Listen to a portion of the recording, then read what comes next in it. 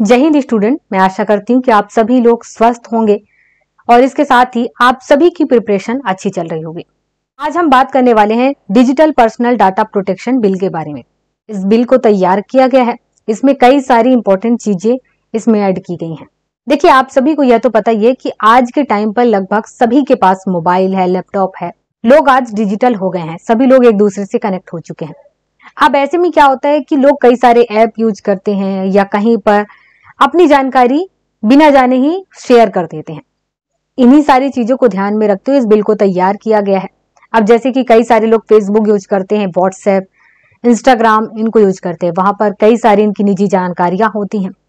तो कई बार ये कंपनियां क्या करती हैं कि यूजर के बिना परमिशन के उनकी निजी जानकारियों को, उनके प्राइवेट जो इंफॉर्मेशन होते हैं वो बेच देते हैं या उसका कई अलग अलग तरीके से इस्तेमाल करते हैं। तो इन सारी चीजों को ध्यान में रखते हुए ही यहाँ पर इस बिल को लाया गया है। ध्यान रखना कि आपको टोटल इस बेस पर सोचना है कि आपके एग्जाम में क्या आ सकता है और क्या नहीं आ सकता है और किस तरीके से क्वेश्चन पूछे जा सकते हैं। जब इन चीजों को सोचे रहेंगे तो आपको हर एक चीज सही से समझ में आएगी कि किस तरीके से क्वेश्चन आएंगे, आपको आंसर कैसे करना है और आपके पर्सनल लाइफ में भी कौन कौन सी चीजें इंपॉर्टेंट है जो आपको पता होना जरूरी है। सबसे पहले ये ध्यान देते हैं कि आखिर इसके बारे में किस मिनिस्ट्री ने सोचा, किस मिनिस्ट्री ने इस बिल को लाया है। तो यहाँ पर ध्यान देना, इलेक्ट्रॉनिक्स और आईटी मंत्रालय ये मिनिस्ट्री है जिसने इस बिल के बारे में सोचा है और इस बिल में कई सारी चीजें ऐड की। अब जानते हैं कि वो क्या क्या चीजें हैं। सबसे पहली इंपॉर्टेंट बात यह है कि निजी डाटा का इस्तेमाल करने पर पहले किसी भी सरकारी और प्राइवेट संस्था या डिजिटल प्लेटफॉर्म को यूजर की इजाजत लेनी होगी। गवर्नमेंट, प्राइवेट या डिजिटल प्लेटफॉर्म, ये तीन चीजें आप ध्यान देना। ये तीनों नाम, गवर्नमेंट, प्राइवेट और डिजिटल प्लेटफॉर्म, किसी भी यूजर के प्राइवेट डाटा को अगर कहीं पर इस्तेमाल करते हैं तो उस यूजर से परमिशन लेनी होगी। ये जो प्रस्ताव है, ये जो बिल लाया गया, उसमें सबसे पहली इंपॉर्टेंट बात ये कही गई है जो कि काफी अच्छी है। दूसरा, इसके साथ ही डाटा प्रोटेक्शन अधिकारी का नंबर और पता भी देना होगा। यहां पर इसका कहने का मतलब ये है कि जब कोई प्राइवेट कंपनी या गवर्नमेंट या फिर कोई डिजिटल प्लेटफॉर्म किसी भी यूजर के डाटा को यूज करती है, पर्सनल डाटा को यूज करती है, तो उस टाइम पर जब परमिशन लेगी तो वहां पर डाटा प्रोटेक्शन अधिकारी का नंबर उसे देना होगा।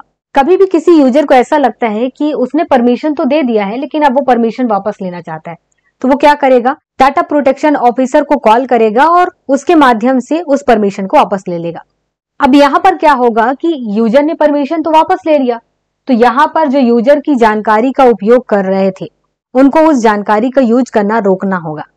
अब सोचो कि अगर मान लो कि कोई कंपनी इसको यूज करना नहीं रोके, कोई प्लेटफॉर्म इस जानकारी को यूज करना नहीं रोके, तो क्या होगा।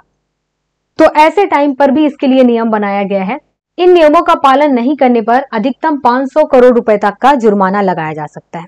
सबसे पहले तो ये कि ये जो नियम बनाए गए हैं, अगर कोई भी प्लेटफॉर्म, चाहे डिजिटल प्लेटफॉर्म हो, चाहे प्राइवेट कंपनी हो, चाहे गवर्नमेंट कंपनी हो, अगर कोई भी इस नियम को फॉलो नहीं करेगा तो अधिकतम 500 करोड़ रुपए तक का जुर्माना लगाया जाएगा। यहाँ पर चाहे कंपनी कोई भी हो, चाहे प्राइवेट हो, गवर्नमेंट हो या डिजिटल प्लेटफॉर्म हो, कोई भी इन नियमों को अगर फॉलो नहीं करता है तो उसे 500 करोड़ रुपए तक का जुर्माना देना पड़ सकता है। अब इसके अलावा मान लेते हैं कि किसी सरकारी संस्था ने या प्राइवेट संस्था ने क्या किया कि किसी यूजर की जानकारी को उसके परमिशन के बगैर गलत तरीके से यूज करना स्टार्ट कर दिया, तो क्या होगा। या फिर किसी यूजर ने पहले तो परमिशन दिया था लेकिन बाद में उस परमिशन को वापस ले लिया, तब क्या होगा। और ऐसे में कंपनी क्या करती है कि उसके निजी डाटा को फिर भी यूज कर रही है या गलत तरीके से यूज कर रही है, तो ऐसे टाइम में लगभग 250 करोड़ रुपए तक का जुर्माना लगाया जा सकता है। इसके अलावा और भी ऐसे कई नियम बनाए गए हैं जिनमें यह कहा गया है कि अगर किसी के प्राइवेट डाटा का इस्तेमाल कई अलग अलग तरीकों से किया जाता है तो वहां पर लगभग 10,000 से 200 करोड़ रुपए तक का जुर्माना लगाया जा सकता है। और इस नियम के माध्यम से अगर इसे सही तरीके से लागू किया जाता है, सही तरीके से इसे जिस तरीके से नियम बनाया गया है उसी तरीके से फॉलो किया जाता है, तो सच में हम सभी के लिए काफी अच्छा है कि हम सभी की जो जानकारियां हैं, पर्सनल जानकारियां, अगर कहीं पर हम अलाउ देते हैं तो ही उसको यूज करें। अगर हमने परमिशन नहीं दिया हुआ है तो कम से कम तब तो यूज ना हो। इसी के साथ ही कुछ चीजें मुझे याद आई कि आप सभी 10th 12th क्लास पास किए ही होंगे। कई सारे स्टूडेंट ऐसे रहे होंगे जो टॉप किए होंगे या टॉप 10 लिस्ट में आए होंगे, तो आपने देखा होगा कि जैसे 10th या 12th क्रॉस करते हो उसके बाद आप सभी ने देखा होगा कि आपके पास कई सारे कॉल आने लगे होंगे प्राइवेट कॉलेज के, प्राइवेट यूनिवर्सिटीज के, कि आप हमारे एडमिशन ले ले, आप ये कर सकते हैं, वो कर सकते हैं, काफी सारे ऑफर बताते हैं।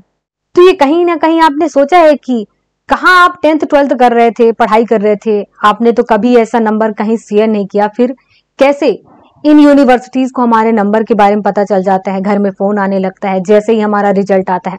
ये कहीं ना कहीं उसी का रिजल्ट है। यहाँ पर ये वही सारी चीजें हैं कि आपकी निजी जानकारियों को किसी न किसी माध्यम से ये जो यूनिवर्सिटीज हैं, कॉलेज हैं, खरीद लेती हैं, उसके माध्यम से फिर आप तक कांटेक्ट करती हैं।